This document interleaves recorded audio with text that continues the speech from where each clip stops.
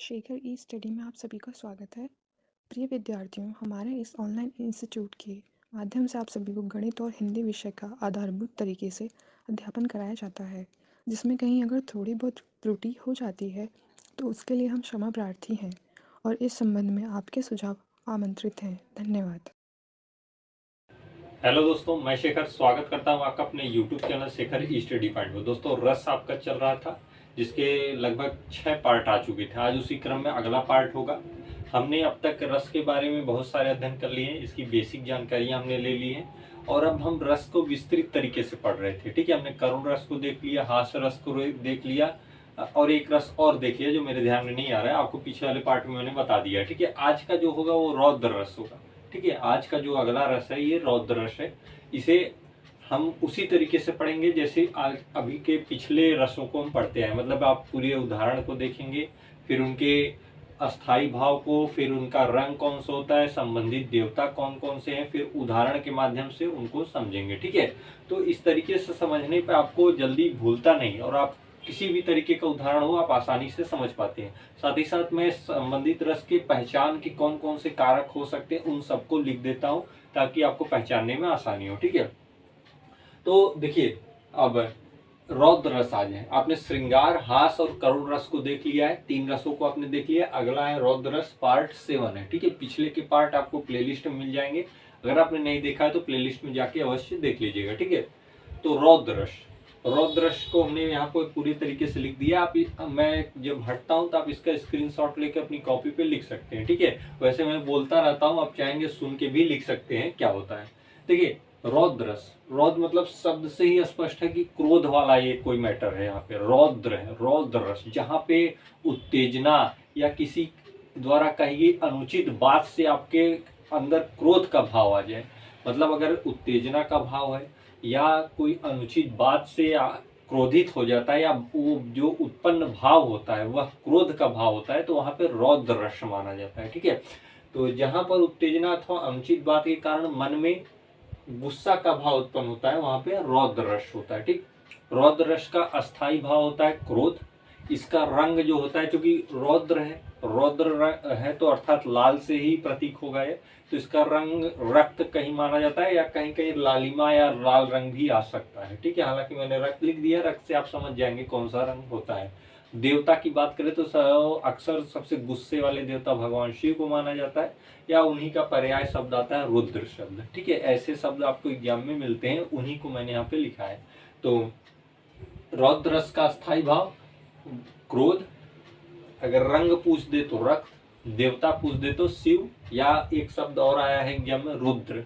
हालांकि दोनों पर्याय हैं, दोनों शब्द एक दूसरे के पर्याय हैं। ठीक है, अब देखिए उदाहरणों के माध्यम से समझते हैं। हालांकि एक शब्द और एक चीज और देख लेते हैं कि यहाँ पहचान का हमने तरीका बताया कैसे आप पहचानेंगे। जैसे जो भी पंक्तियां दी रहेंगी उनमें इस तरीके के तोड़फोड़ या धमकी या दंड या रौद्र या क्रोध या रिस मतलब वो रिसियाना यानी क्या हो जाना, उस तरीके के शब्दों को अगर आपको मिलेंगे अगर उस काव्य में या जो पंक्तियां दी हैं तो आप वहां मानेंगे क्या होगा, रौद्र रस होगा। ठीक है, जैसे यहाँ पे देखिए, इसको पढ़िए आप। उस काल मानो क्रोध से तन कांपने उसका लगा। यहाँ पे देखिए क्रोध शब्द पहले से ही आ गया है, कंपन वगैरह आया है, तो क्रोध के वजह से क्या हो रहा है, कंपन हो रहा है। मानो हवा के जोर से सोता हुआ सागर जगा, मतलब आदमी के उग्र भाव का प्रदर्शन हो रहा है यहाँ पे। मानो हवा के जोर से सोता हुआ सागर जगा, मतलब उग्र भाव आ रहा है। ठीक है, तो यहाँ पे हमने देखिए लिखा है ना, दंड रौद्र, रौद्र रूप में आ जा रहा है, मतलब सोता हुआ सागर जग गया रौद्र रूप में। और उस काल मानो क्रोध, क्रोध शब्द पहले ही आया है इस उदाहरण में। तो इस तरीके की पंक्तियां में आप इन शब्दों से यह जान पाएंगे कि यहाँ पे कौन सा रस है। ठीक है, तो ऐसे ही प्रश्न आपके एग्जाम में पूछे जाते हैं जितने भी, खासकर देखिए उत्तर प्रदेश अधीनस्थ सेवा चयन आयोग की में हिंदी का महत्वपूर्ण रोल होता है।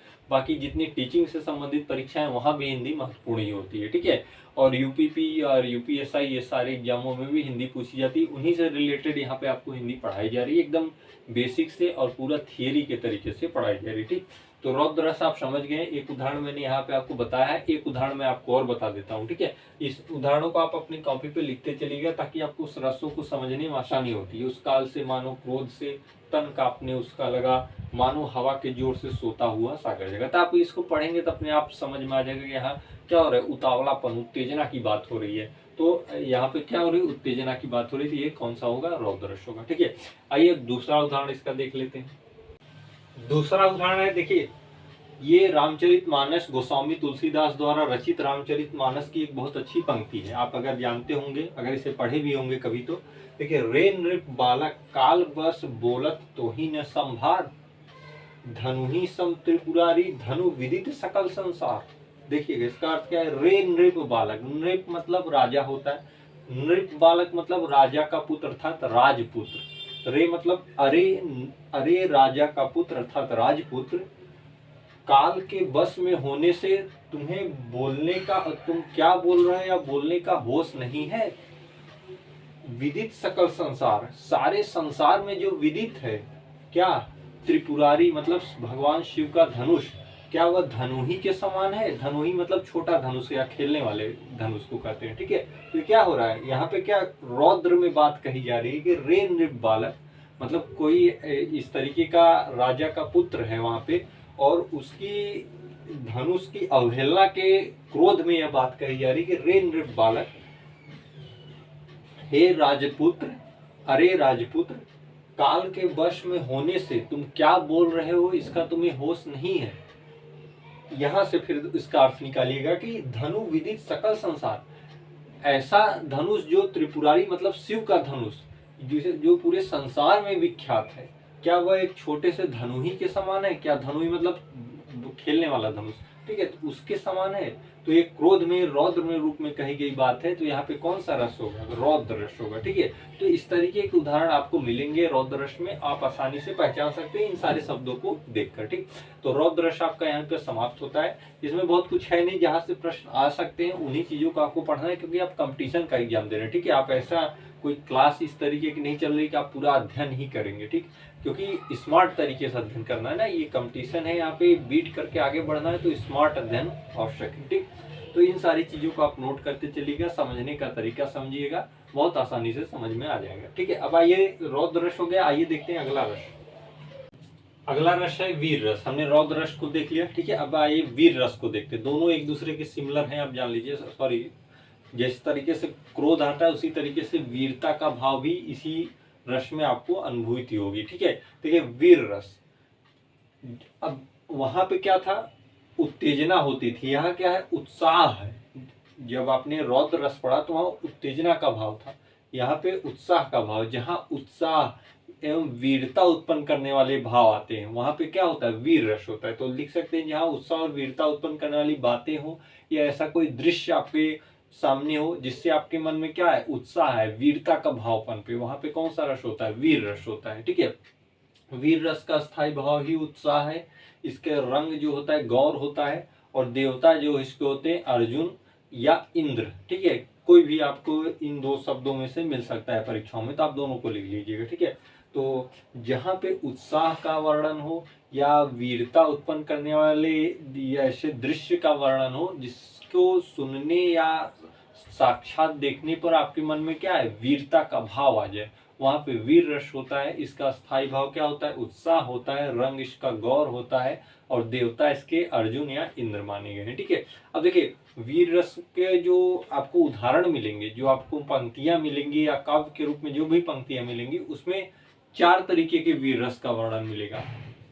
युद्धवीर, धर्मवीर, कर्मवीर, दानवीर, दयावीर, इस तरीके की वीरता का वर्णन आपकी पंक्तियों में मिलेगा। ठीक है, युद्धवीर से रिलेटेड उदाहरण हो सकता है, धर्मवीर से रिलेटेड हो सकता है, दानवीर से हो सकता है, और दयावीर से रिलेटेड उदाहरण आपको मिल सकते हैं। जैसे एक उदाहरण मैंने आपको लिखा है, इसके माध्यम से आप समझ सकते हैं कि वीर रस में किस तरीके के आपको उदाहरण मिल सकते हैं और कहां से कैसे प्रश्न पूछे जा सकते हैं। जैसे ये उदाहरण है, निशिचर हीन करहूं मही भुज उठाईपन कीन, सकल मुनीन के आश्रम जाय जाय सुखधीन। ये भी रामचरितमानस गोस्वामी तुलसीदास द्वारा लिखित रामचरितमानस की ही पंक्ति है। ठीक है, निशिचर हीन करहूं मही भुज उठाईपन कीन, सकल मुनीन के आश्रम जाय जाय सुखदीन। यहाँ प्रभु श्री राम ने एक वचन लिया है, अपने भुज को उठा, मतलब हाथ को ऐसे उठा के वचन लिया है कि निशिचर हीन करहूं मही, मही मतलब पृथ्वी का यहाँ बात की गई है, मैं पृथ्वी को निश्चर मतलब राक्षस के विहीन कर दूंगा, अर्थात निश्चरहीन करहूं मही, मतलब मैं पृथ्वी को राक्षसों से विहीन कर दूंगा। यह बात उन्होंने हाथ उठा के वचन लिया है और सकल मुनिन के आश्रम और मुनियों के आश्रम जा जा के यह सुख दे रहे हैं। ठीक है, तो इसमें क्या है, प्रभु श्री राम ने वचन लिया है, क्या हाथ ऐसे हाथ उठा के यह वचन लिया कि मैं संपूर्ण पृथ्वी को राक्षसों के विहीन कर दूंगा, मतलब राक्षसों को नष्ट कर दूंगा। अर्थात यहाँ पे वीरता का भाव आ रहा है, तो ये क्या हुआ, वीर रस का उदाहरण हुआ। ठीक है, अक्सर इसमें आपको जो काव्य मिलेंगे या जो पंक्तियां मिलेंगी वहां वीरता, साहस, पराक्रम, ललकार और वो वीर की भावना या इस वीर रस की जो भावना होगी वो इन रूपों में वितरित होगी। मतलब दया का वीर हो, दया का वीरता होगी, दान की वीरता होगी, धर्म की वीरता होगी या युद्ध की वीरता होगी, तो वहां पे वीर रस आप पहचान पाएंगे। दया वीर जैसे युद्ध में जब युद्ध का परिणाम आ जाता है तो वहां उसके बाद भी कहीं ना कहीं दया भी दिखाई जाती है, तो वहां से इस तरीके की दया वीर अर्थात वीर रस से रिलेटेड दया वीर रहेंगे। ठीक है, तो आप उदाहरणों को समझ गए होंगे, ये भगवान श्री राम का कथन है, उनके द्वारा कही गई बातें हैं। तो ये इसका उल्लेख रामचरितमानस में है, तो ये वीरता का वर्णन करा रहा है। ठीक है, उन्होंने एक संकल्प लिया कि हम पूरे पृथ्वी से राक्षसों का नाश कर देंगे, अर्थात ये वीरता का वर्णन है, तो यहाँ पे वीर रस है। आइए एक उदाहरण और इसका देख लेते हैं। दूसरा उदाहरण देखिए, लिखा है, मैं सत्य कहता हूँ सखे सुकुमार मत जानो मुझे, यमराज से भी युद्ध को प्रस्तुत सदा मानो मुझे। ये महाभारत से पंक्तियां लिखी। ठीक है, जब अर्जुन युद्ध करते हुए आगे निकल जाते हैं और जब पितामह चक्रव्यूह की रचना कर देते हैं तो युधिष्ठिर अभिमन्यु, अर्जुन के पुत्र अभिमन्यु से उस चक्रव्यूह के लिए कहते हैं, भेजने के लिए कहते हैं। तो अभिमन्यु जब आगे बढ़ता है चक्रव्यूह के लिए तो उसका सारथी मना कर देता है, तो अभिमन्यु अपने सारथी के लिए बात कहते हैं कि हे सखे, मतलब अपने सारथी को जो उनका रथ चला रहा है उसके लिए कहते हैं कि हे सखे, हे मित्र, मैं सत्य कहता हूँ, मैं यह सही सत्य कह रहा हूँ कि मैं कोई सुकुमार, कोई बालक नहीं हूँ। मैं सत्य कहता हूँ सखे, सुकुमार मत मानो मुझे, यमराज से भी युद्ध को प्रस्तुत सदा मानो मुझे। मतलब हे मित्र, मैं ये सही सत्य कह रहा हूँ कि मुझे तुम बालक न समझो, मैं यमराज से भी युद्ध करने के लिए तत्पर हूँ, अर्थात मैं अपने युद्ध भूमि में एक धर्मवीर, एक कर्मवीर की तरह खड़ा हूँ, मैं हर उस परिस्थिति में युद्ध कर सकता हूँ, आप मुझे सुकुमार मत समझिए। ठीक है, मैं पितामह द्वारा बनाए चक्रव्यूह को भी भेदने की क्षमता रखता हूँ, ये मेरा घमंड नहीं, मेरा विश्वास है। ठीक है, तो ये महाभारत की ये पंक्ति है, अर्जुन अपने सारथी अभिमन्यु अपने सारथी से कहते हैं जब अर्जुन युद्ध करते हुए दूर निकल जाते हैं और अभिमन्यु चक्रव्यूह को भेदने के लिए चलते हैं। ठीक है, तो उस वक्त का ये कथन है। तो इसमें देखेंगे इस जो पंक्तियां हैं क्या वीरता को द्योतक करती हैं। भाई वो कहा ना, यमराज से भी युद्ध को प्रस्तुत सदा मानो मुझे, मतलब मैं इतना अपने पराक्रम पे उसे विश्वास है कि मैं किसी भी परिस्थिति में लड़ जाऊंगा क्योंकि मैं एक योद्धा हूँ। ठीक है, तो इन पंक्तियों को आप लिख सकते हैं। तो वीर रस में ऐसे ही पंक्तियां मिलती हैं, वीरता, साहस, पराक्रम, ललकार, ये सारे शब्द आपको मिलेंगे, आप वहां आसानी से समझ जाएंगे कि यहाँ पे वीर रस है। ठीक है, तो इसी तरीके के प्रश्न पूछते हैं, देवता लिख लीजिएगा, रंग गौर लिख लीजिएगा, यहाँ से प्रश्न आने की संभावना होती है। ठीक है, तो 2 रस यहाँ भी कवर हुए आपके, रौद्र रस और वीर रस।